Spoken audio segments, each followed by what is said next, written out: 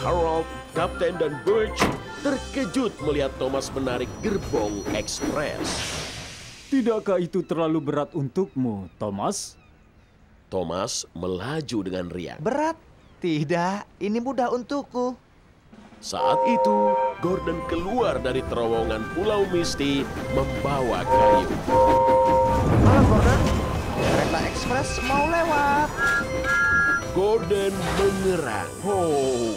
Thomas menghela. Dan perlahan, dengan putaran roda, kereta ekspres pun menjauh. Kereta ekspres melaju perlahan sepanjang rel. Gerbongnya berat, terlalu berat untuk Thomas. Thomas merasa cemas. Lalu sebuah ide muncul dari pistonnya. Aku akan turunkan sebagian penumpang untuk menikmati pemandangan indah Sodor. Maka gerbongnya tidak akan terlalu berat. Thomas tidak ingin Gordon tahu gerbong ekspres terlalu berat untuknya. Aku akan cari tempat yang sepi. Thomas senang dengan rencananya. Thomas meninggalkan sebagian tamu-tamu penting di quarry. Gordon tidak akan lewat sini. Aku yakin itu. Para tamu penting merasa kebingungan. Tembok quarry bukan pemandangan indah Sodor. Tapi Thomas senang. Dia memompa pistonnya dan perlahan menjauh. Dowager Hat sedang menikmati kue di gerbong makan. Ia tidak tahu sebagian tamu sudah tidak ada. Dia tidak tahu Thomas masih bekerja keras. Aku Thomas. Aku bisa menarik gerbong ekspres. Lalu Thomas mendengar peluit Gordon. Halo Gordon, ekspres. Mavis terkejut. Ia membentur dan menabrak gerbong. Rel berguncang. Dan dengan kepakan dan teriakan, gagaknya terbang menjauh. Thomas, apa yang kau lakukan? Halo Mavis, aku sedang mengusir gagak untuk petani mekol. Aku harus pergi. Sampai jumpa Mavis. Sampai jumpa, Thomas. Thomas melaju di sepanjang rel. Gagaknya tidak terlihat. Aku pasti berhasil mengusir mereka.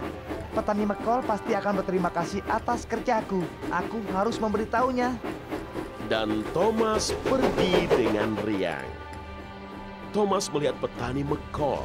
Dia melambai pada Thomas agar berhenti.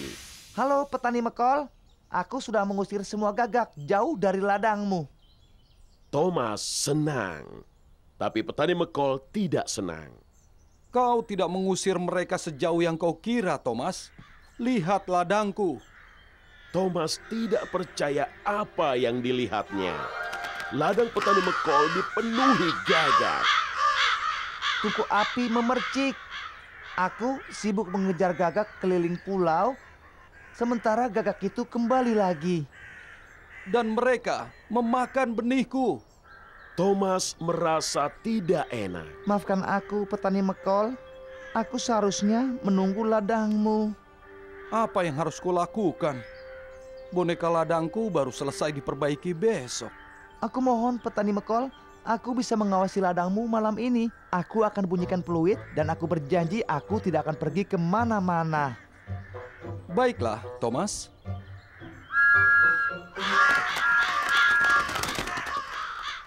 Pengawas gendut tiba. Dia berhenti di dekat Thomas. Selamat pagi, Pak. Selamat pagi, Thomas. Ini hari ulang tahunku dan aku akan pergi berbelanja bersama Lady Hart dan Dowager Hart. Selamat ulang tahun, Pak. Oh, terima kasih, Thomas. Aku ingin kau mengajak Winston mengerjakan tugasmu hari ini. Winston baru tiba di Sodor. Penting sekali agar dia melihat bagaimana menjadi kereta yang berguna. Thomas tersenyum lebar. Tentu saja, Pak. Segera akan dilaksanakan. Lalu, kembali ke sini untuk menemuiku di waktu minum teh. Oh astaga, kawanku yang baik. Aku jadi ingat cerita yang dikisahkan Edward tentang kejutan ulang tahun untuk pengawas gendut saat dia masih sangat muda. Tungku api Thomas memercik. Ceritakan pada kami, Salty. Salty tersenyum. Ya baiklah, ini cerita yang sudah lama sekali. Saat Edward pertama kali tiba di Sodor. Setiap tahun, di hari ulang tahunnya, pengawas gendut dan Edward berkunjung ke semua stasiun di jalur kereta api dan berbagi kue ulang tahun dengan para penumpang. Selalu menumpangi gerbong kesayangannya, gerbong tertua di Sodor. Bahkan lebih tua dari Edward. Dia suka menumpangi gerbong itu. Aku ingat senyumnya hingga bisa mencerahkan langit. Thomas dan Winston mendengarkan. Bahkan Cranky berhenti berderik. Mata mereka terbelalak kagum. Ah, sayang sekali. Sudah lama tidak ada yang melihat gerbong Toby, itu. aku memang konyol memintamu melaju cepat. Kita bisa melaju pelan. Dengan begitu, kita akan menemukan pohon yang terbaik. Pohon Natal akan menjadi kejutan hari Natal jika teman-temanku melihatnya. Halo, kami ingin mengajak kalian Perlahan dan hati-hati. mencari pohon yang paling indah. Benar. Lokomotif pengangkut kayu tersenyum pada Toby. Toby menyukai itu dan itu membuat Rhinias tersenyum. Kau siap untuk berputar, Toby? Siap untuk berputar, Rhinias. Maka Toby dan Rhinias mengikuti Bash, Dash, dan Ferdinand perlahan dan hati-hati melewati jembatan goyang-goyang. Apa matamu terbuka lebar, Toby? Mataku terbuka lebar, Rhinias. Ini tidak aneh ataupun menakutkan sama sekali. Hehe. Dan mereka terus melaju menuju pohon Natal yang paling indah. Apa matamu terbuka lebar, Toby? Toby terkekeh. Mataku terbuka lebar, Rhinias. Lokomotif pengangkut kayu tertawa dan terkekeh. Oh, ini adalah pohon yang paling indah. Terima kasih. Sama-sama. Kapan saja. Benar. Ketika Toby dan Rhinias tiba di tambang Gunung Biru, semua mesin kecil sedang sibuk menarik dan mengangkat. Rhinias membunyikan klakson dengan riang. Selamat Hari Natal semuanya. Semua mesin berhenti. Mereka melihat pohon Natal. Itu pohon yang indah. Kejutan hari Natal yang luar biasa. Dan itu membuat Rhinias tersenyum lebar. Emily tiba di persimpangan. Beberapa anak sedang membuat boneka salju. Mereka sedang bergembira. Lalu datanglah Thomas. Dia sedang membawa kue pesta. Halo, Emily. Kau terlihat senang. Halo Thomas, pengawas gendut menyuruhku mencari topinya yang hilang. Jika aku temukan, dia mungkin akan jadikan aku kereta pesta. Itu akan lebih membantu daripada membawa kue pesta. Menurutmu kau akan menemukannya? Tentu saja, aku Emily. Aku ini ahli menemukan barang. Maka kau mungkin akan menjadi kereta istimewa pesta musim dingin. Ya, mungkin saja. Emily mendengar peluit Henry dari kejauhan. Aku harus memberitahu Henry akan kabar baikku ini. Sampai nanti, Thomas. Maka Emily kembali menyusuri rel ke tempat Henry yang sedang menunggu sinyal. Halo Emily, aku akan mengantar Ben ke pesta.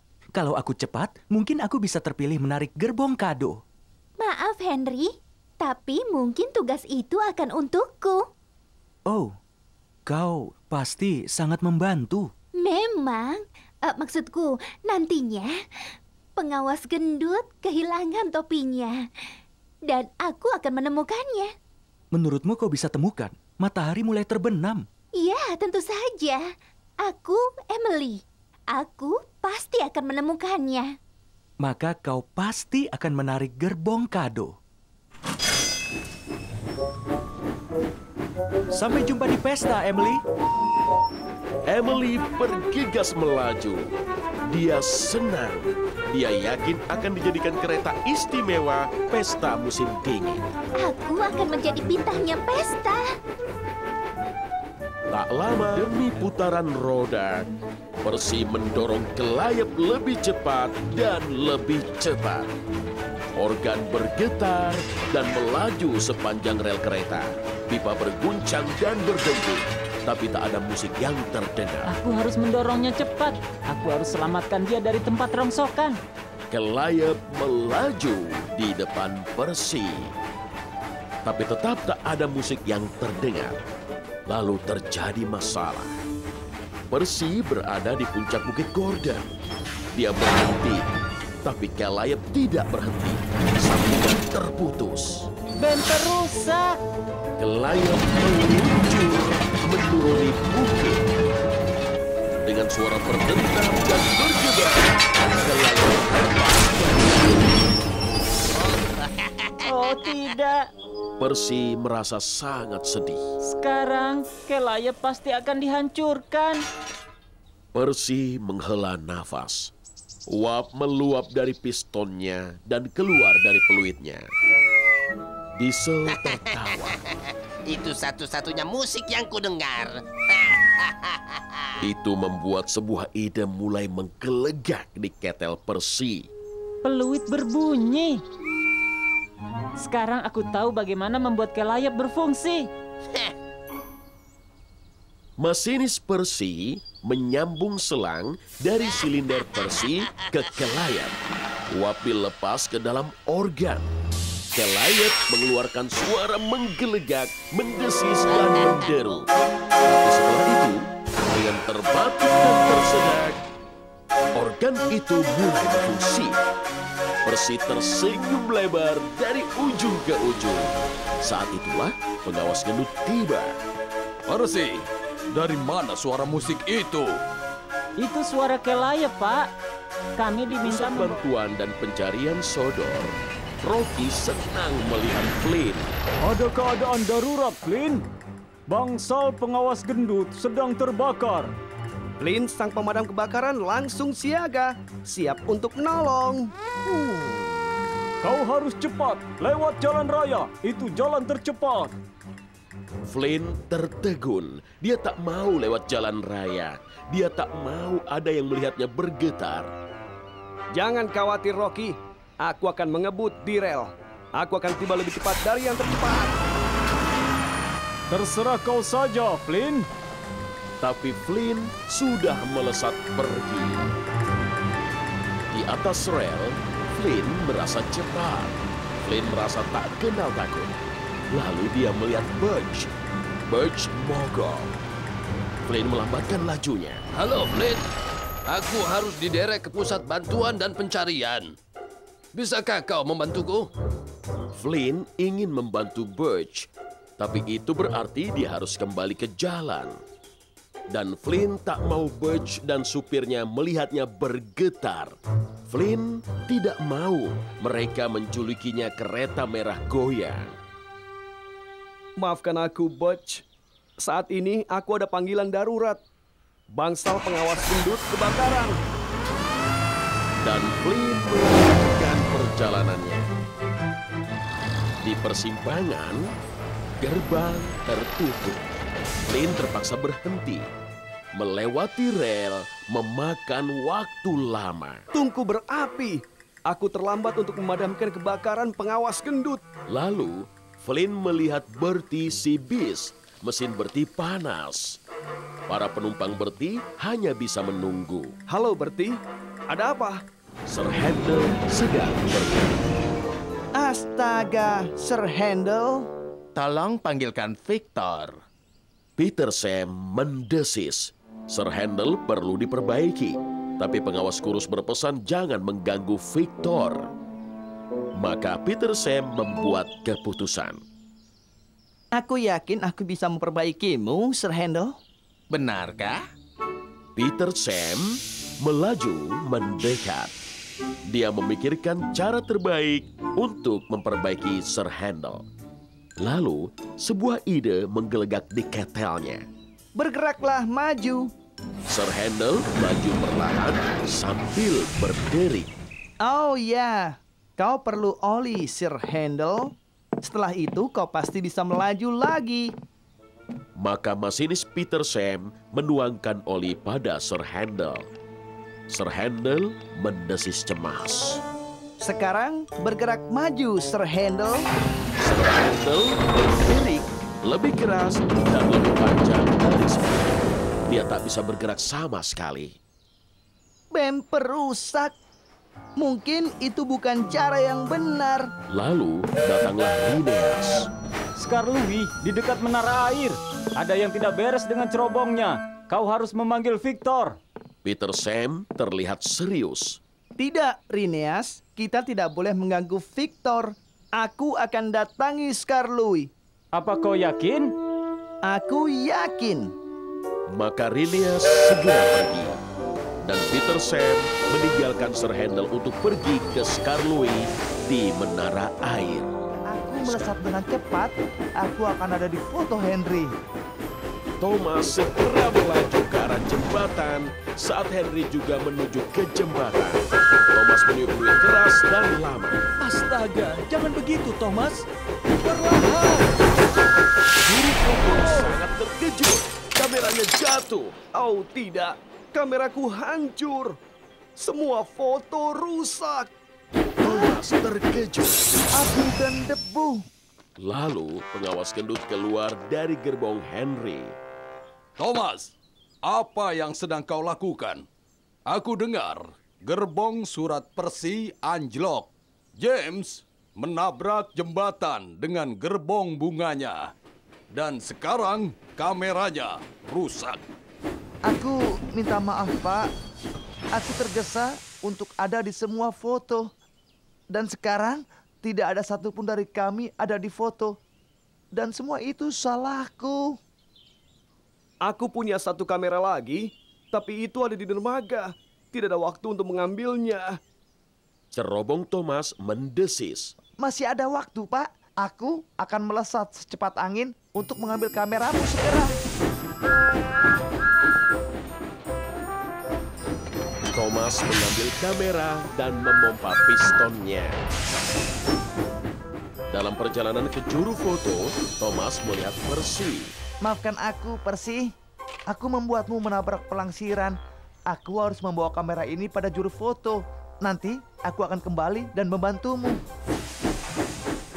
Lalu Thomas melihat James. James sedang kesal. Maafkan aku, James. Aku membuatmu menabrak pembatas.